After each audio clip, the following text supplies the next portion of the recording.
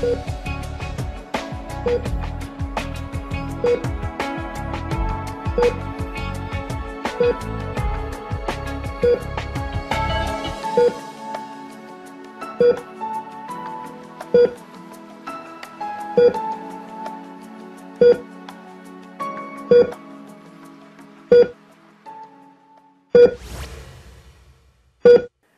Nigeria joined the rest of the world to commemorate this year's Children's Day with the theme, Creating Safe Spaces for Children, Our Collective Responsibility. How can we ensure an environment free of violence against children in Nigeria? That's the focus of our program this morning. Hello and welcome to Health Business. My name is Oluwatoyin Kolawole. Stay tuned.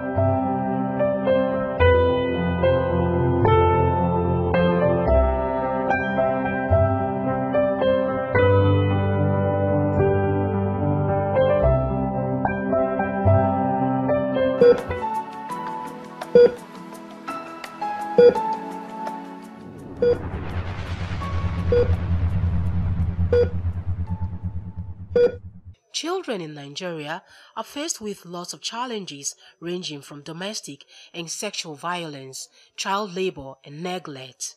Research have shown that many of these issues are caused by close relations such as parents, teachers, and caregivers. Barrister Taiwo Akinlami is a child rights advocate. He explained that many abused children in Nigeria don't get help and grew up to abuse other children. We need to revisit this culture, which will back up religion, spare the rod, spoil the child, and all of that. And you have to understand that the word discipline comes from the Latin word disciplinare, which is to teach, not to beat, to teach. And when it comes to teaching, Abraham Lincoln says, how do you teach a child the way he should go? You will go there first and come back to take the child with you. Your children are victims of your example. They are beneficiaries of victims of your examples. You need to understand that. Children don't do anything except they copy. So when we talk about discipline, we need to soft pedal and begin to understand that what we call child discipline is overrated. As a matter of fact, it has become persecution against children. There's no such thing as child discipline. I think what we need to begin to embrace is family discipline, because children just copy. They follow what you do. They do what you do. They don't do what you say. Children, if rank zeros taught the word to copy, long before rank zeros began to copy, children started copying. So we need to understand that, because, and we need to reorientate ourselves, because you don't dehumanize a child in the name of discipline. Discipline is not dehumanization. Dehumanization is not discipline. Those who don't know the difference, mix it up. There's nothing your child is doing today that he didn't learn from you. Everything the child is doing, or the people you gave your child to to take care for you. They are the one who taught the child. So it is important that we understand all of this and we stop dehumanizing children. Show me 100 cases of violence against children. 97 of them will come from in the name of they are trying to discipline children. That's where it comes from. Then you talk about sexual abuse against children. The fundamental issue is that it's very rampant these days because we are too busy to have children. There are some people who should not even attempt to have children. Having children is not by force. When a child is abused, there are 3 culprits. Sexual abuse. Let's take sexual abuse, for example. The other day, the news made the rounds that there was a guy who went to fix AC in a house from a company and he ended up sexually molesting the daughter of the owner of the house. Now, this is the question I ask. Where were you when a stranger came to your house to the point that he had access to your child and ended up sexually molesting the child? It's something we need to look into. So in law, when a child is sexually abused or physically abused, there are 3 culprits. The number 1 culprit is the person who has the responsibility of the duty of care. The primary caregiver has a responsibility of duty of care. That's the primary caregiver, the father, the mother, and the guardian or the uncle,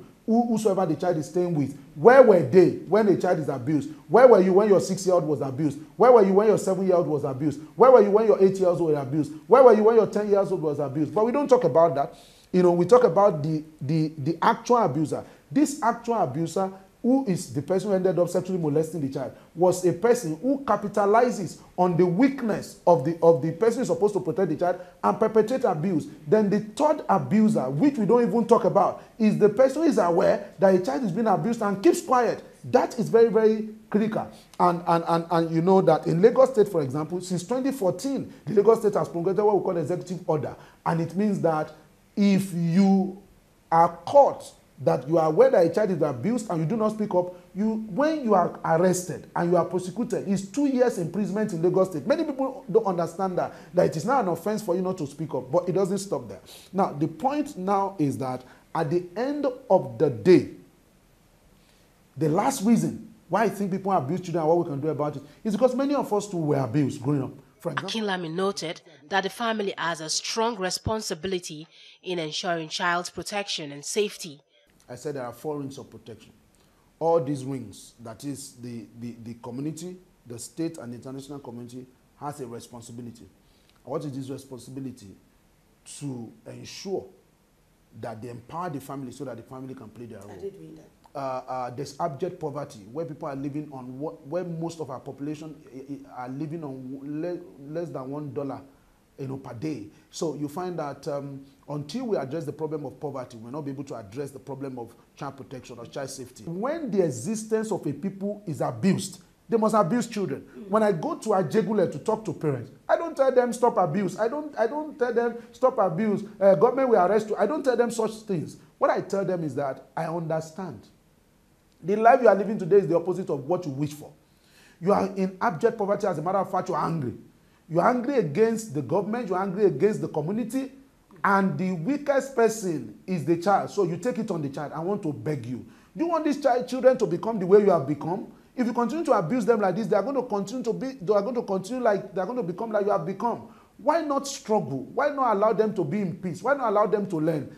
I come from a persuasive, angle to talk to these people. Now, that does not mean if any of them messes up, they are not going to be arrested.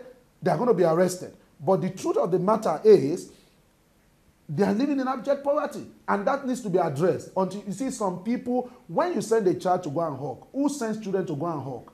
Who sends children? The children of people who live in VGC, in Magodo, do they go to hawk? The people who go to hawk are the children of the poor. That's why in 2014, ILO, International Labour Organization, began to say that the solution to child labor is what they call social protection. Social protection means you are going to make provision for poor people in society. People cannot afford to. You are going to make provision for education. You are going to make provision for health. You are going to make provision for shelter. You are going to make provision for food. You are going to make provision for all of these things. As Nigeria commemorates this year's Children's Day, international organizations as well as child rights activists say all hands must be on deck to ensure children's safety in Nigeria. The United Nations Children's Fund, themed for this year's Children's Day, is creating safe spaces for children, our collective responsibility. UNICEF has pledged to support the federal government by launching a national plan of action to end violence against children by 2030.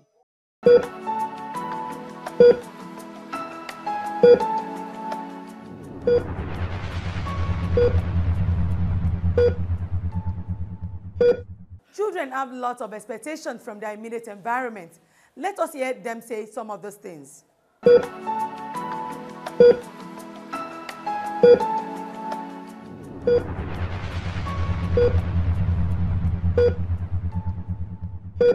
I'm here to talk about stopping of domestic violence of children, and it has been happening all over the world. Even in our area, it has been happening. I want the government to stop this so that children can live a happy life. Recent times now, we see a lot of child abuse, people taking children to Libya to force them to do prostitution, and this is mostly caused by poverty. So the government should try to provide jobs for the parents, and they shouldn't take their children to do prostitution, working against the children's will, and also forcing them to be housemates, like taking them to Libya and force them to work against their will, thereby making them suffer. I would like to tell the government that there are so many children on Children's Day that are in the hospitals, those that were less privileged. Some were around at their homes, some couldn't go anywhere, some didn't enjoy their Children's Day, some are not having education, some are just sitting at home, some are walking on the streets. Many parents don't have jobs, many youths don't have jobs, and I'd like the government to provide jobs for us. And also, our third roads that is causing accidents in this Nigeria, I would like the government to repair them. And I also like the government should provide free education. Those children who are having cholera, they're having it from bad water, which they are taking from the stream, especially those who don't have good water in their community. So I would like the government to provide those. Government should try and give us more educational activities, because most children don't know the meaning of Children's Day. It is our day and we should try and celebrate it. Also, there are also child abuse in Nigeria. Government should try and give us more security to kick against this, because most children are used as slave, prostitute, and so on. So I'm telling government to kick against this and give us more security. During Children's Day, I saw a lot of children walking on the road. Why? Because they don't have any money to provide for their parents and go to school. So I will please beg on their behalf that the government should please provide education for them and provide employment for their parents, and talk about the bad roads in our area. There are a lot of accidents and a lot of injuries people are having in our area. So I will please beg the government to do something about it. On that Children's Day, most of children does not have opportunity to go to school. So I need government to provide them free education, and most of them are suffering. Like now in the north now, some children does not have, sometimes they don't have food to eat. They eat once or sometimes no times they don't eat at all. So I need government to provide them food and social amenities. Some of them, they don't bath for 3 days, 2 days, 1 week. So I need government to provide them hot water, free water. Like in some places now, some children are suffering. They are being denied from their rights.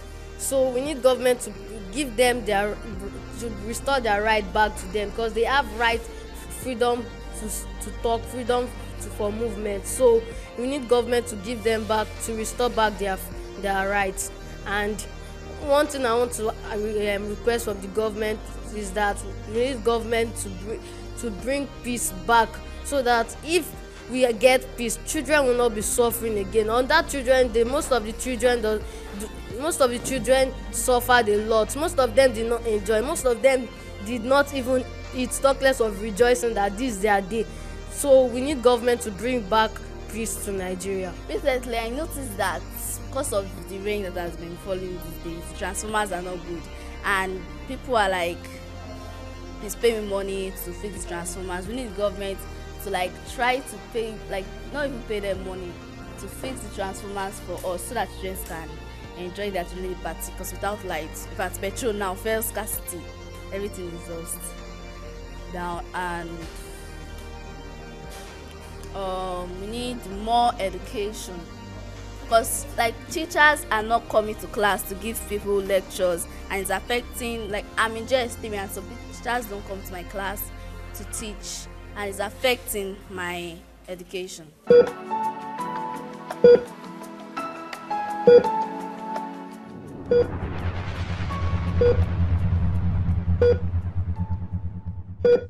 Nice to know you are still watching Health Business. Next on the lineup is Mother and Child.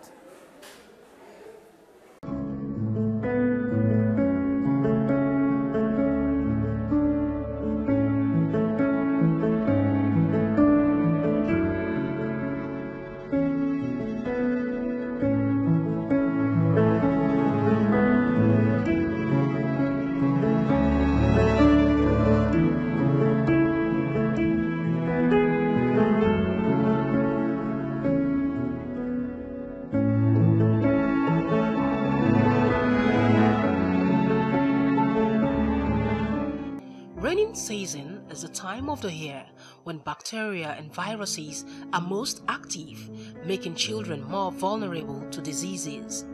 The common problems during raining season are viral infections, blocked nose, and congested chest. The best way to avoid colds, cough, and other diseases is through prevention. The following steps will help your baby stay healthy. Do not allow children to stay outdoors during the raining season, and especially after a rainfall. Ensure children take warm food and fluids to help keep them really warm. Make sure you put several layers of clothing on your children and ensure their head, neck, and hands are well covered.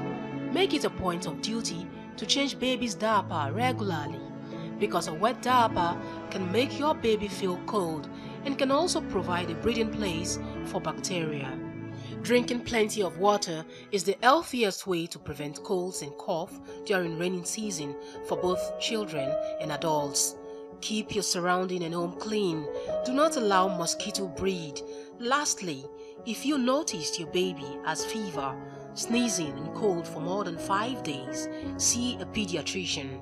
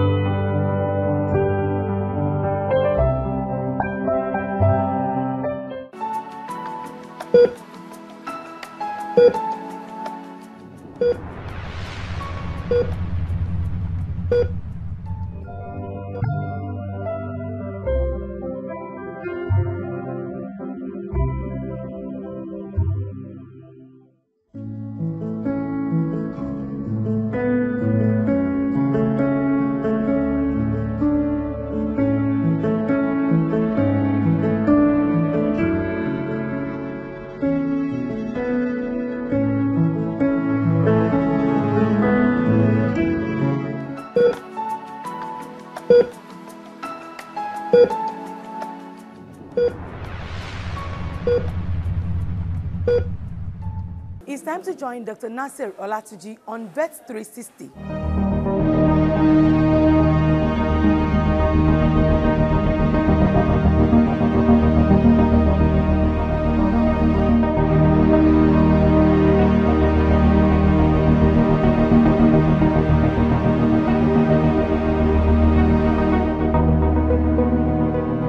Good day, viewers.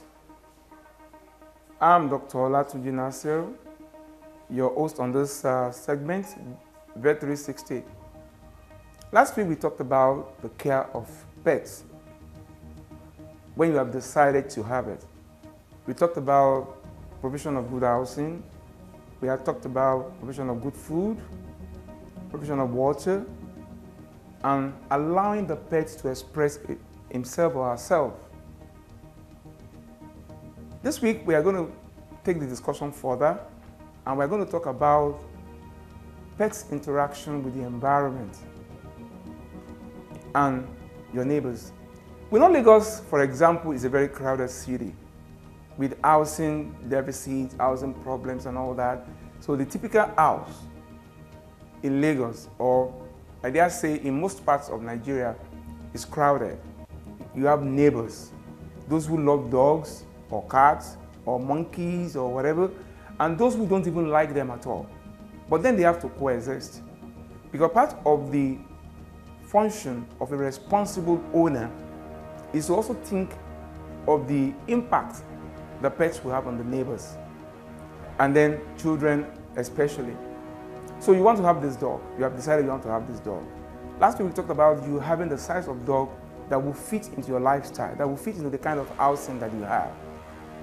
And for example, if you decide to have a big dog, perhaps you have a compound, how would you make that dog to behave and be responsible and not cause problems for you? So the issue of care will extend to training of such dogs. How would the dog, for example, interact with society?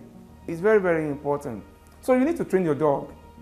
So from very young age, mostly when they can relate and retain instructions and all that, that should be about the age of about 6 months. But some people start earlier. You start training your dog to be able to be a social animal, to be able to get familiar to people, to be able to get familiar to children, to adults, for people to be able. So how do you do this? What you do is you have to train this dog. You have to let the dog interact with people. It is very, very important. They get to stroke the dog, they get to like play with the dog, you also play with the dog, assuring the neighbors that there is no problem. It's not as if, I'm talking about a pet, not a dog you are keeping for guard. I'm talking about a pet. Now, if it's going to be a guard dog, you may not allow so much social interaction, as it were, you know, but if it's going to be a pet, your pet must be used to people. It's very important. It must be used to people. Then, what we call housebreaking, toilet training is also very important for your dog. You don't want your dog that will be defecating everywhere in the compound, for example, urinating everywhere in the compound, because there are diseases we call zoonotic diseases.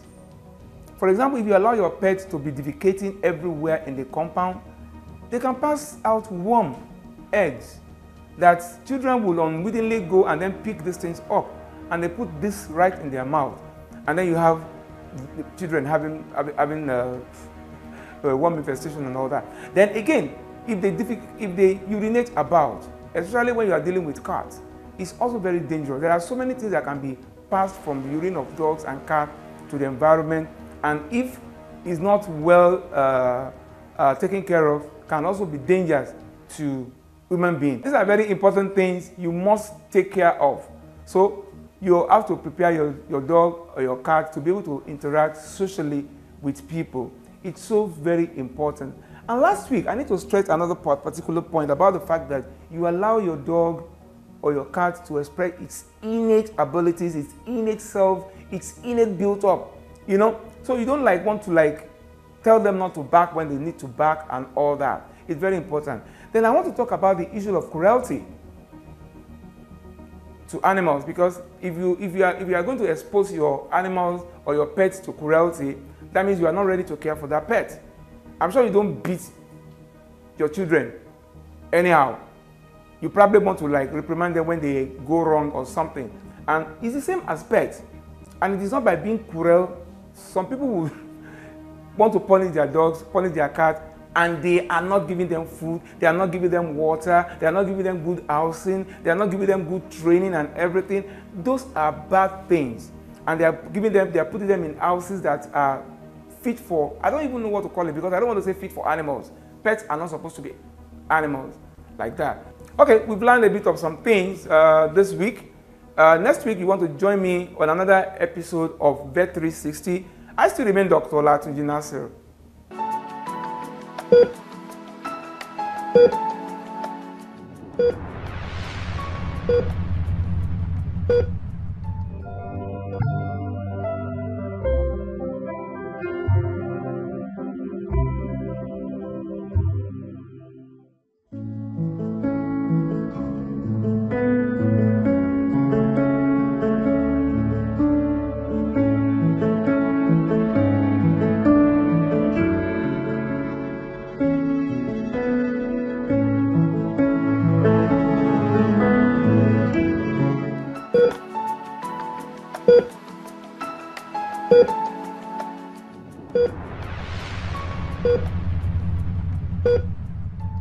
This is where we draw the curtains on health business this morning.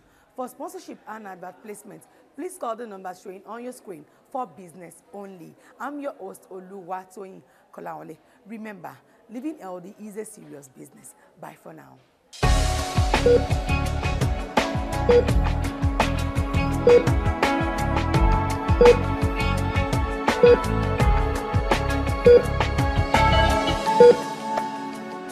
Thank you.